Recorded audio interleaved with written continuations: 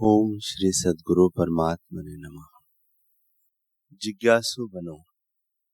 पूज्य गुरुदेव कहते हैं कि विश्व की सारी बड़ी बड़ी खोजें, चाहे वे ऐहिक जगत की हो या बौद्धिक जगत की, धार्मिक जगत की हो अथवा तात्विक जगत की हो, सब खोजें हुई हैं तो जिज्ञासा से ही हुई है।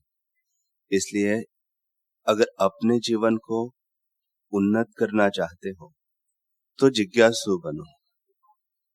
वे ही लोग महान बनते हैं जिनके जीवन में जिज्ञासा होती है। थॉमस अल्वा एडिसन तुम्हारे जैसे ही बच्चे थे। वे बहरे भी थे।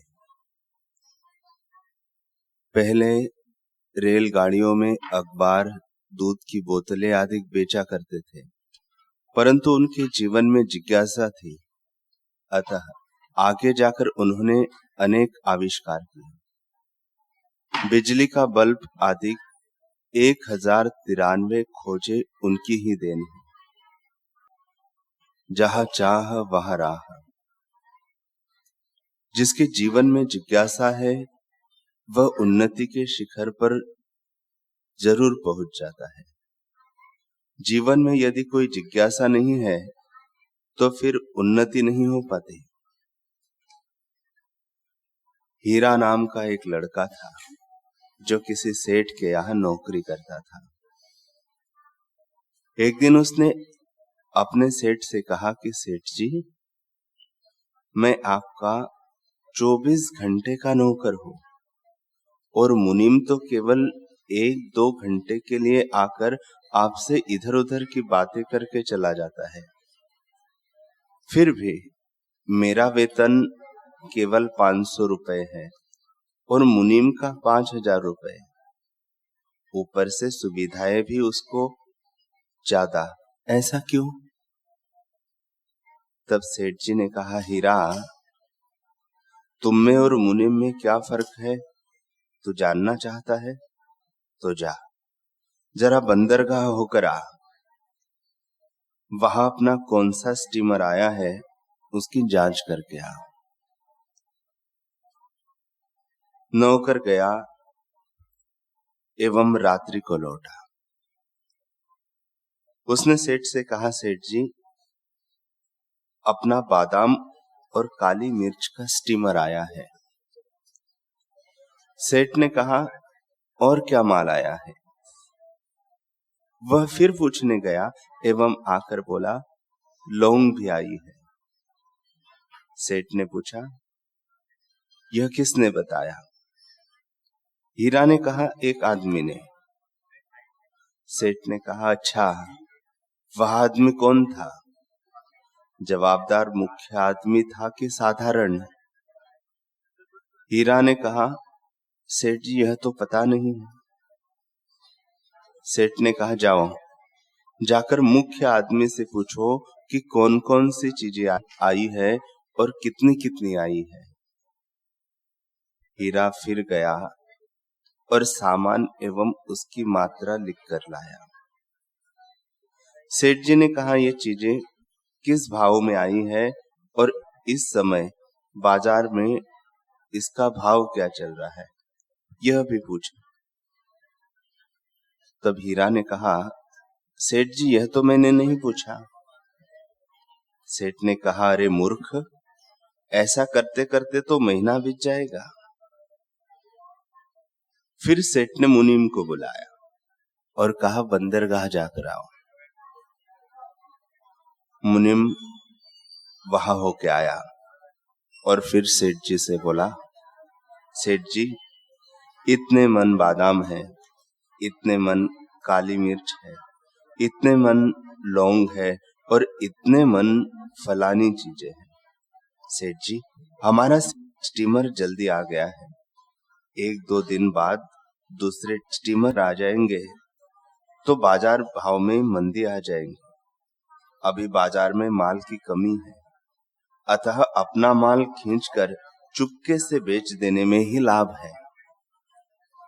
वहां आने जाने में देर हो जाती, अतः मैं आपसे पूछने नहीं आया और माल बेच दिया है, अच्छे पैसे मिले हैं, यह रहे 2 लाख रुपए।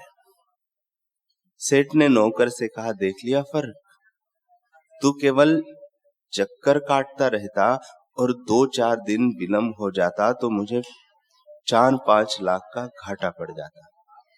यह मुनिम 5 लाख के घाटे को रोककर 2 लाख का नफा करके आया है। इसको मैं 5,000 रुपए देता हूं तो भी सौदा सस्ता है, और तुझको 500 रुपए देता हूं फिर भी महंगा है, क्योंकि तुझमें जिज्ञासा नहीं है।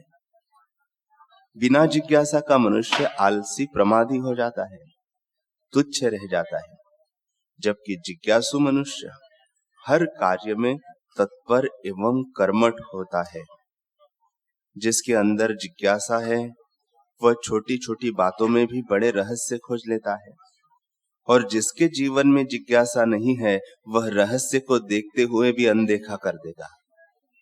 जिज्ञासु की दृष्टि पैनी होती है, सूक्ष्म होती है। वह हर घटना को बारीकी से देखता है, खोजता है, और खोजते खोजते रहस्य को भी प्राप्त कर लेता है। किसी कक्षा में 50 विद्यार्थी पढ़ते हैं, जिसमें शिक्षक तो सबके एक ही होते हैं, पाठ्य पुस्तकें भी एक ही होते हैं, किंतु जो बच्चे शिक्षकों की बातें ध्यान से नहीं सुनते हैं एवं जिज्ञासा करके प्रश्न पूछते हैं, वे विद्यार्थी माता पिता एवं स्कूल का नाम रोशन कर पाते हैं। और जो विद्यार्थी पढ़ते समय ध्यान नहीं देते, सुना अनसुना कर देते हैं, वे थोड़े से अंक लेकर अपने जीवन की गाड़ी बोझिली बनाकर घसीटते रहते हैं एवं बड़े होकर फिर किसी कोने में मर जाते हैं, पता ही नहीं चलता। अतः जिज्ञासु बनो। जब शिक्षक पढ़ाते हो उस समय ध्यान देकर पढ़ो। यदि समझ में न आए तो अपने आप को समझने की कोशिश करो। अपने आप उत्तर न मिले तो साथी या शिक्षक से पूछो। ऐसा करने से अपनी जिज्ञासा बढ़ेगी और समझ में बात पूरी आएगी। जिसके पास जिज्ञासा नहीं हो तो उसको तो ब्रह्मा जी का उपदेश भी काम नहीं आएगा। अगर जिज्ञासा नहीं होगी, तत्परता नहीं होगी तो पढ़ाई में पीछे रह जाओगे, बुद्धिमत्ता में पीछे रह जाओगे और मुक्ति में भी पीछे रह जाओगे। तुम पीछे क्यों रहो? जिज्ञासु बनो, तत्पर बनो, सफलता तुम्हारा ही इंतजार कर रही है। ही जगत के जिज्ञासु होते, मैं कौन हूँ? शरीर मरने के बाद भी मैं रहता हूँ, मैं आत्मा हूँ, तो आत्मा का परमात्मा के साथ क्या संबंध है? वह परमात्मा की प्राप्ति कैसे हो? जिसको जानने से सब जाना जाता है और जिसको पाने से सब पाया जाता है, वह तत्व क्या है? ऐसी जिज्ञासा करो। इस प्रकार ब्रह्म की जिज्ञासा करके ब्रह्म ज्ञानी जीवन मुक्त होने की क्षमताएं तुम्हें भरी हुई है। हे वीरो, तुम आगे बढ़ो, अपनी जिज्ञासा को बढ़ाओ, तभी तुम आध्यात्म मार्ग में सफल हो पाओगे।